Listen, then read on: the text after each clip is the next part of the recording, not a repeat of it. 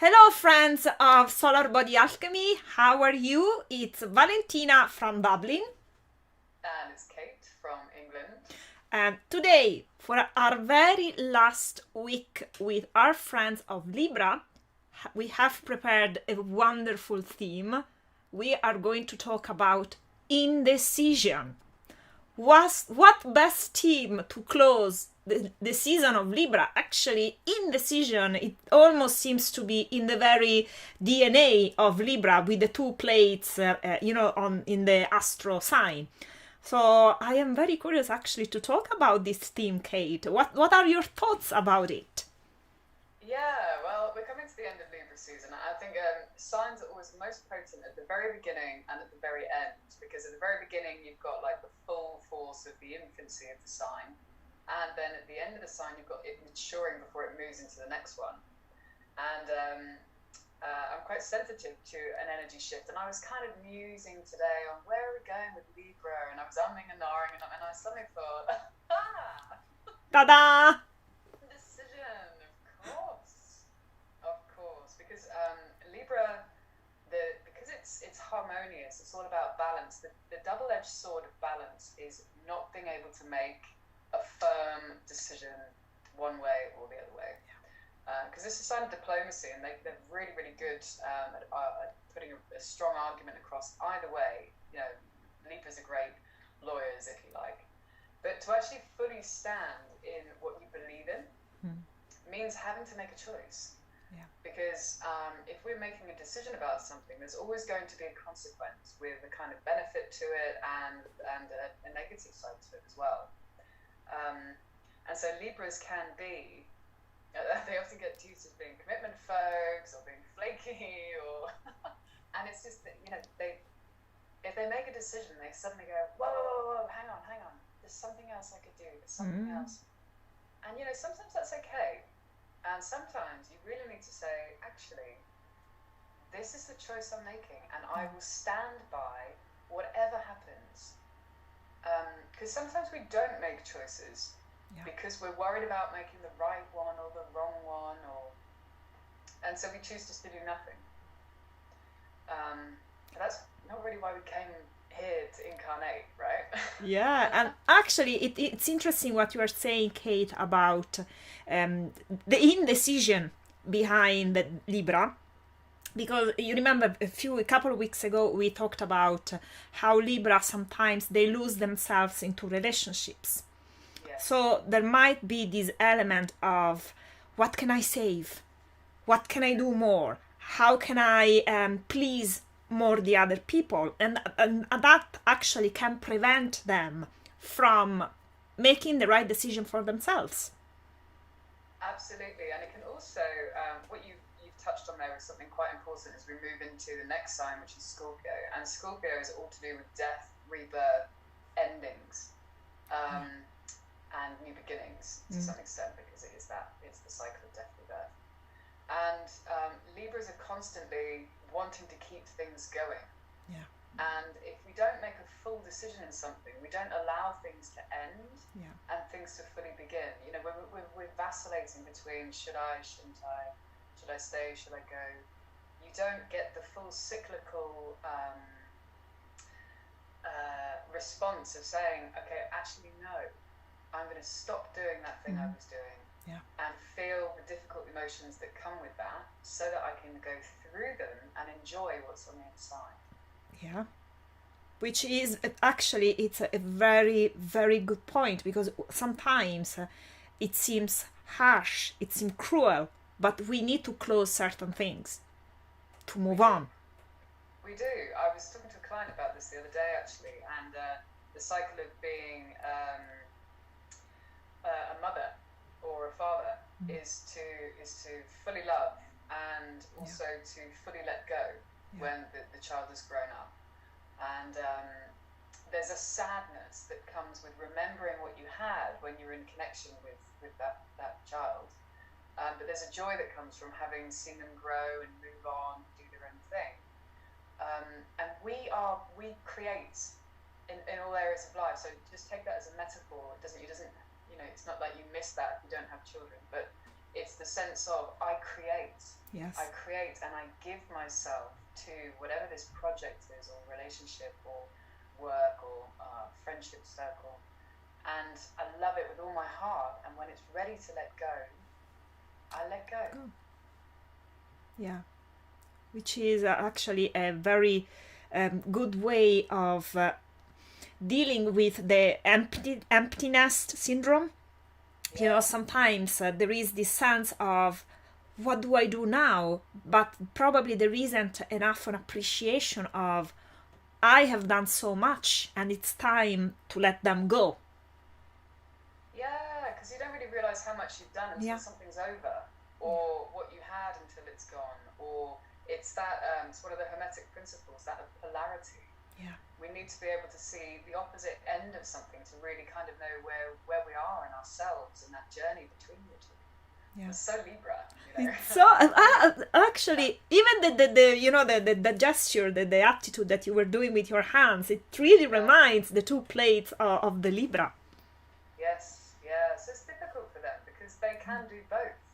Yeah. And if you're not polarized to think one way or the other way, taking the middle ground, it's difficult to make a decision. And we've all got Libra somewhere within our birth charts, and we've all got in our lives, either we make all we ever do is make decisions to suit us, or we can't make decisions in certain areas because we're really worried about what the consequence might be. Yeah, absolutely. And I mean, we are all afraid. And I think that you touched on a very important point, Kate, and it's much more generalized that we think. We are all afraid sometimes to make decisions. Yeah. Everyone is. Well, we kind of start learning about 4 years old that we can make our own choices. Up until then, we're kind of in this symbiotic relationship with our parents, and they make a lot of our choices for us. But when we get to that kind of 4 to 7, then we're really saying, okay, I make a decision and I feel the consequence of that. And if you're making choices as a child that depend on you still getting love and affection, appreciation, and now you're building a social circle because you're at school, your choices will be dependent on what you want to be seen for and how you want to be appreciated. So sometimes we've learned to make decisions to stay in contact with other people. Yes. And actually, it's not really what we want, but we'll like we did a couple of weeks ago, we'll sabotage ourselves to stay in contact with whoever it might be because we want to be liked, especially at that age. Absolutely. And actually, it makes me think also of the environment in where we are growing up in. So if our if our stubbornness in a way to make our own choice is well received, we are encouraged to make our own choice. If it's rejected, we actually learn that it's dangerous to make our own choice. And all the choices that we make are, as you said, to fit in. Yeah. And we make choices from different places. So there's choices we make from our heart. There's choices that we make from our head. Yes. And then there's this kind of like congruent choosing.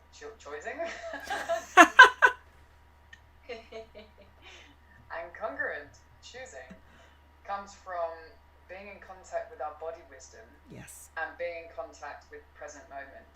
Yeah. Because there's going to be history.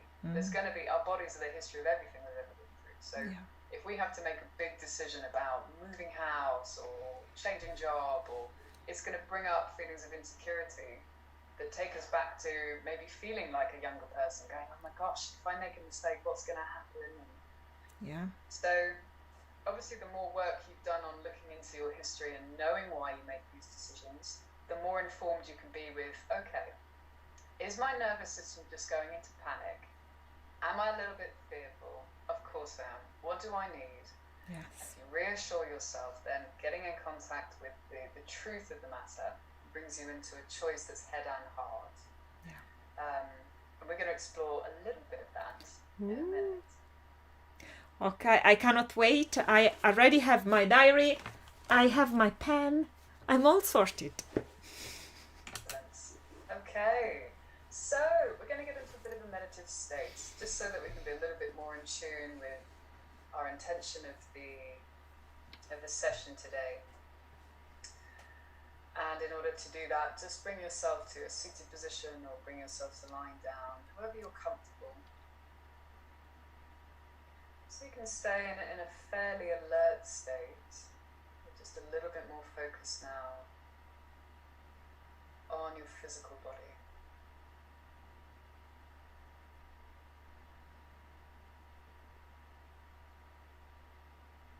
Maybe even closing your eyes if that's comfortable for you.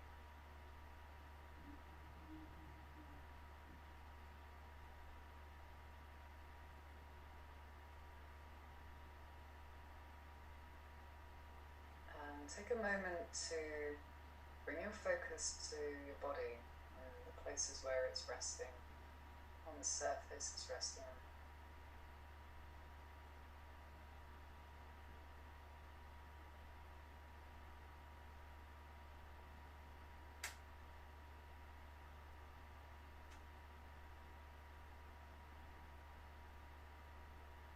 Letting yourself have the full experience. So there might be aches and pains, and your body might still be adjusting to find the most comfortable position. So you can let all of that happen.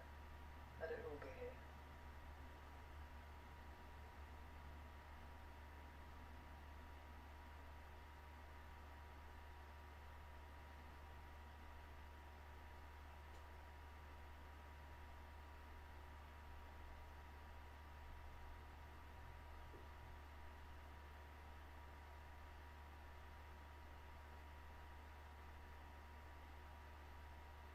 And letting your focus come to your breath.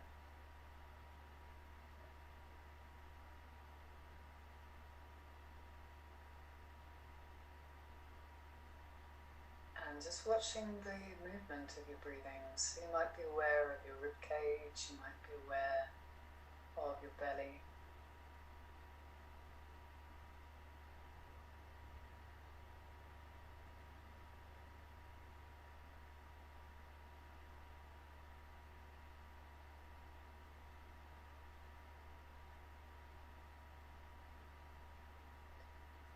You don't need to adjust anything at all, you're just noticing the natural rhythm and the length of your inhale and your exhale.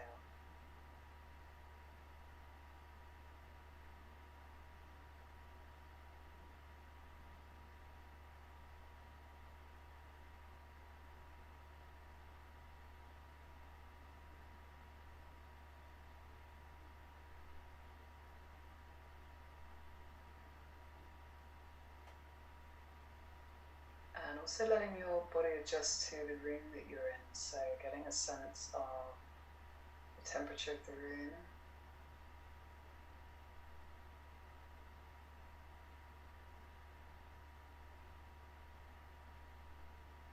And just noticing how you're gauging that. So you might feel the temperature of the air on anywhere where your skin is exposed.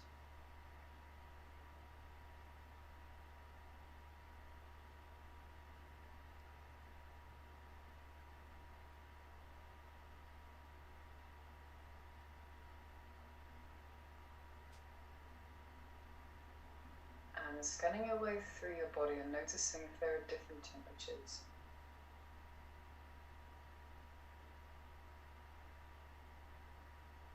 And that might be layers of clothing, or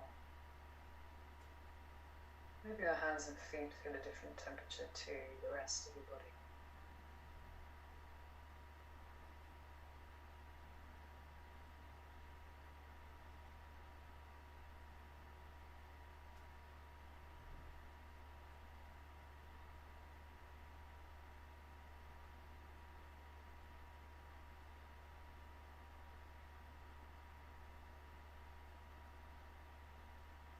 And also noticing anything else that your body's aware of in the room. So you might just have a sense of certain objects, or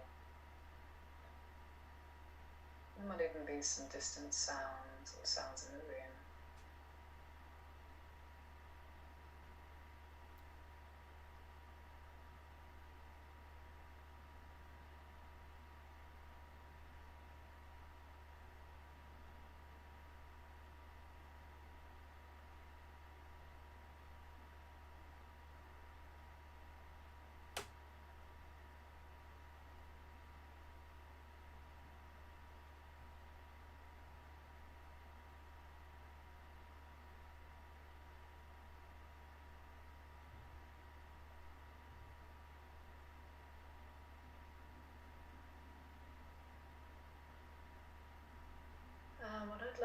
to start to do, just starting with something small,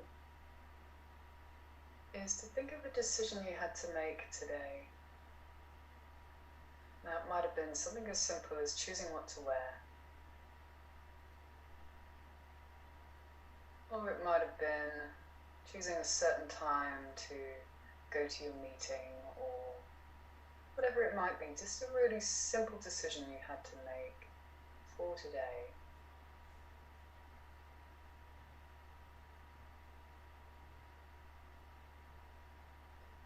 And see if you can come back to the moment of when you were choosing about that decision. It might come with a memory, so you might have been sat down looking at your diary, or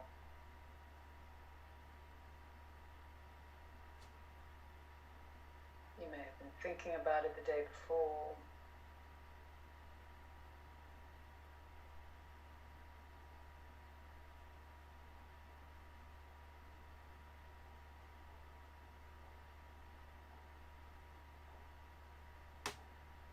And as you're thinking about that process of choosing, just notice where you find yourself drawn to in your body. So you might be very aware of your images in your head, or perhaps there's sensations in the muscles of your body somewhere.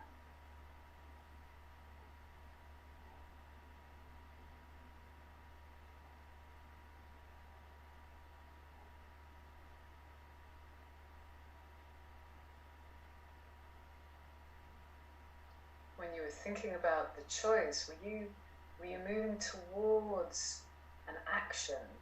Might have been quite a quick, right, I'm going to go do this, and off you went. Or did you find that you had to sort of sit down and think a little bit? Or what was that whole exploration like?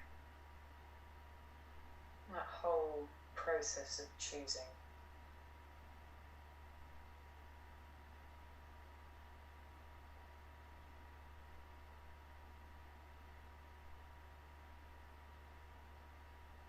You might even have a sense of the duration, the time scale it took to make that choice.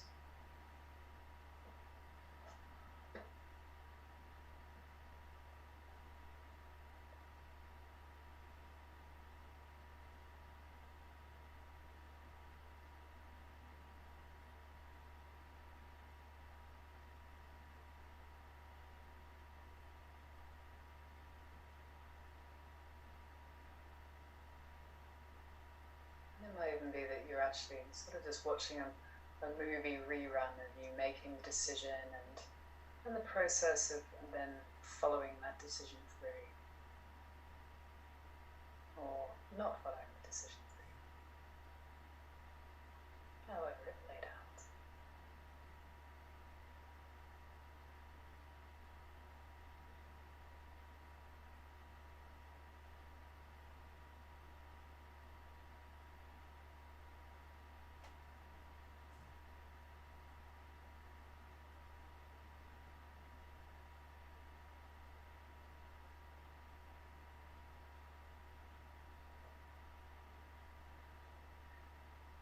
You feel like you've explored that enough, what we're going to do is to start to invite now a memory, or it might even be that it's a current situation for you, a memory or a current situation of a very big decision you've made or that you have yet to make.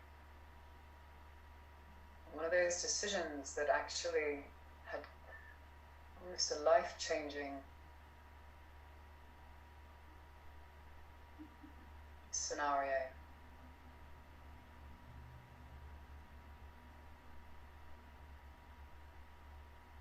It might have been changing countries, or changing jobs, or ending or beginning a relationship. So just letting your memory bank drift for a few moments and just seeing if you can come in contact with a memory or a present situation where there's a big choice.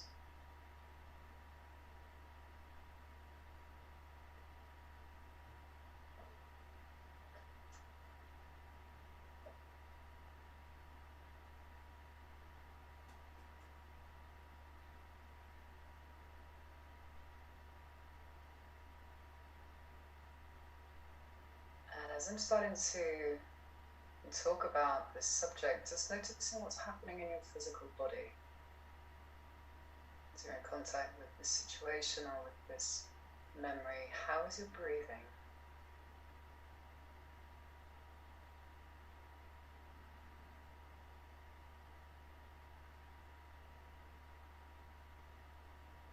Where do you feel any floppiness or heaviness in your body? Where do you feel any muscles holding, either in restriction, or you might just be aware of a tightness? What's happening?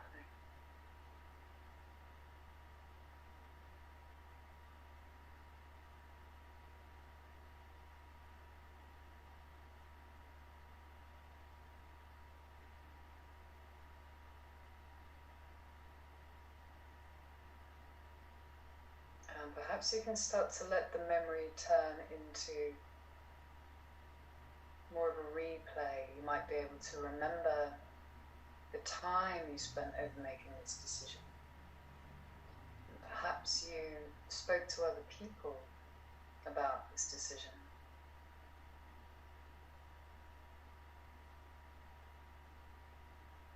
What was that whole process like? And where in your body can you feel that process? Was it a churning tummy?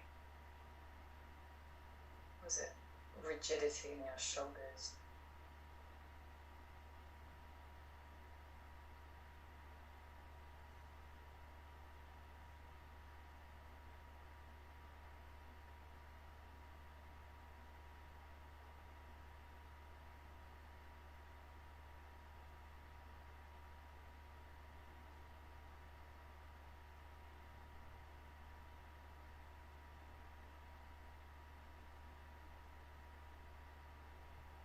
What kind of movements did you make at the time? Did you find yourself rushing around? Did you find yourself slowing down?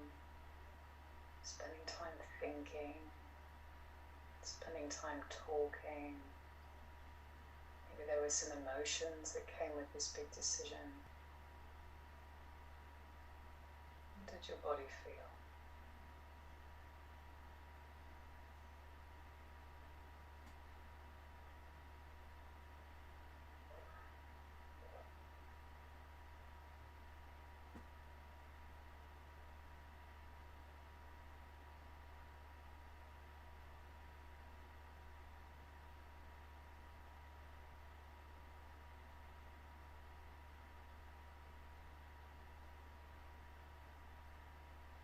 Taking yourself right up to the point of making the decision.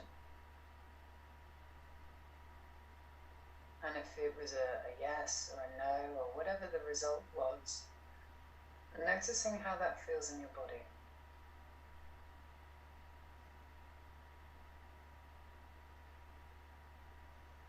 You might have felt shaky or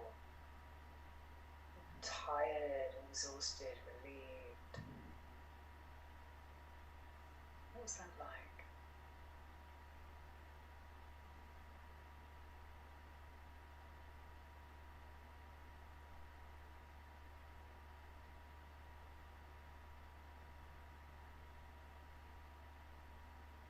You might also have been totally detached and not really given it any thought until now.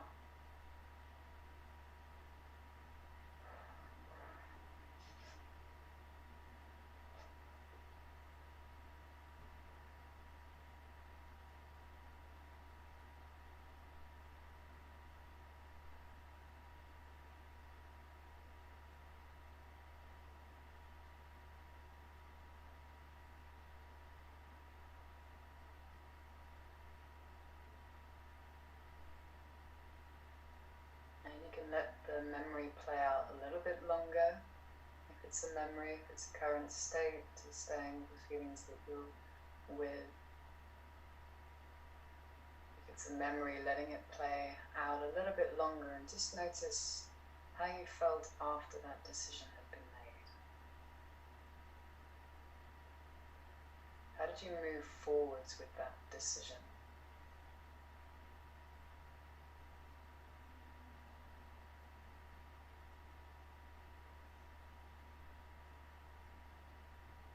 fast movement? Was it a slow movement?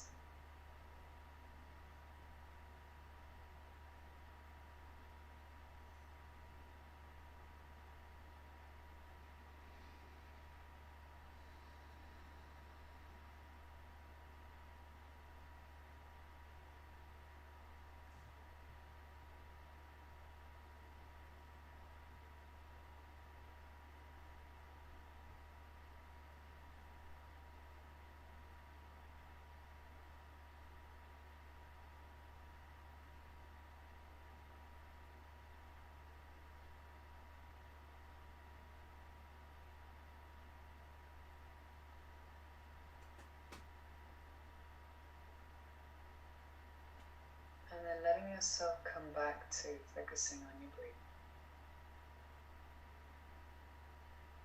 Just in the here and now, in this present moment.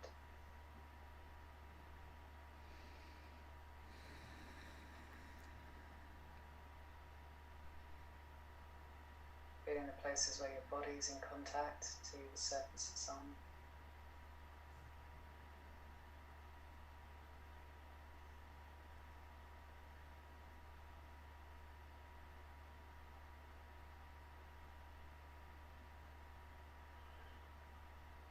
And scanning through your body and just noticing if you feel like anywhere needs to move. And you can let it move however it needs to move. It might be stretching, it might be shaking or stroking, whatever you feel you need, wherever it needs.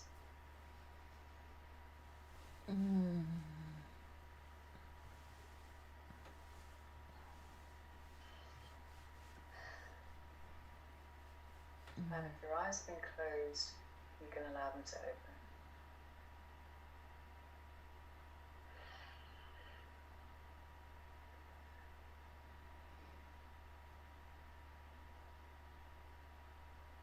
Okay.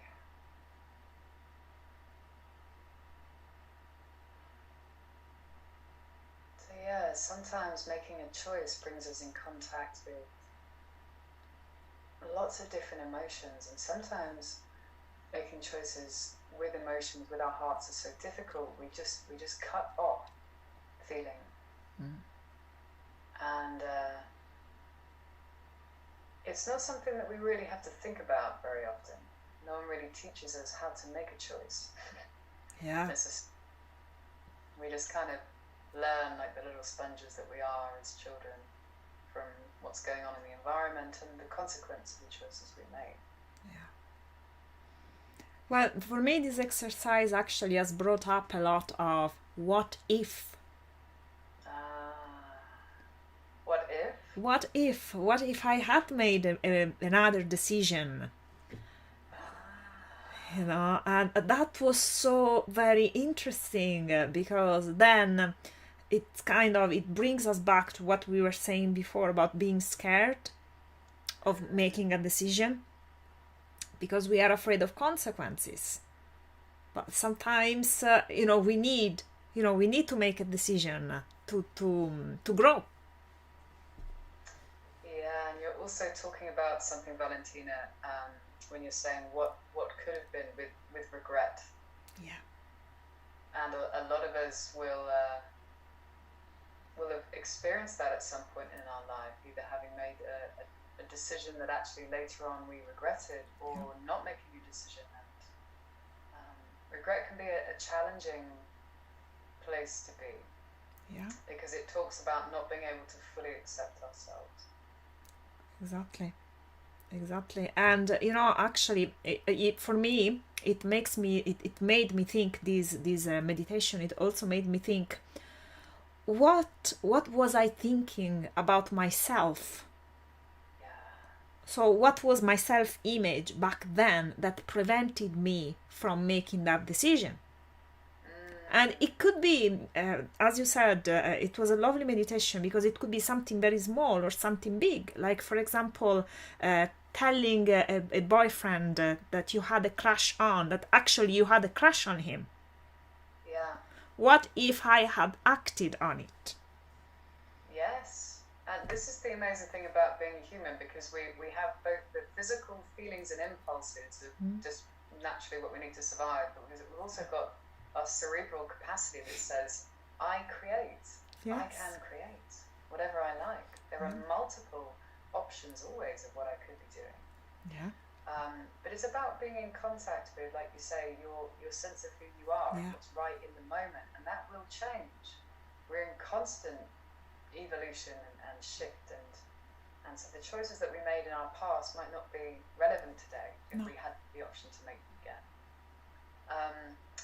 But making it at the time with head and heart says, in that moment, I was happy with that choice. Yeah. And it's about being in contact with that. Like you say, even in the little things. I had a really strong sense today as I was driving to go a different way home. I was like, I should not. I just fancy going a different way home. And then at the last minute, I changed my mind, and I got stuck in a huge traffic jam. And I thought, if I had listened, I knew I should have listened. Just in that split second of my head said, go the short way home that you know. And my intuition, my body wisdom was saying, no, something not right here. And that was a classic moment of me just not being congruent with myself. Yeah. But when we have these type of meditations like we did tonight, we're more in contact with when I'm choosing from a place that is congruent versus when I'm choosing from a place that's, but what will my mum and dad say, or what will my friends say, or it becomes not your experience then when you're allowing other people to make the decision for you. We lose our sense of who we are when we give that power away. True. Yeah. And when you get it wrong, that's a brilliant way to go, okay, so the feelings that I had that were the other one, those are the ones that need sense. Yes. Yeah. At my traffic jam today, I felt that in my belly. So I know belly feelings for me, they're good things to listen to. Yeah. And I guess, making a decision as listening to our intuition is a muscle that can be, the more we use it, the more we learn to listen to it. Yeah, exactly. It's all about awareness and choice. Exactly. As we always say here in Solar Body Alchemy, I mean, all of these meditations actually have the scope of helping us to be more aware of what's going on in our body first, and, in our life second. Yes, absolutely. Well, that's it for us. Wonderful. Thank you very much, Kate, for this evening. It's been absolutely amazing. Everyone, we will see you again next week. If you have questions, comments, or suggestions, please let us know, and we will be happy to answer your questions. Okay? Have a lovely evening, everyone. Bye for now.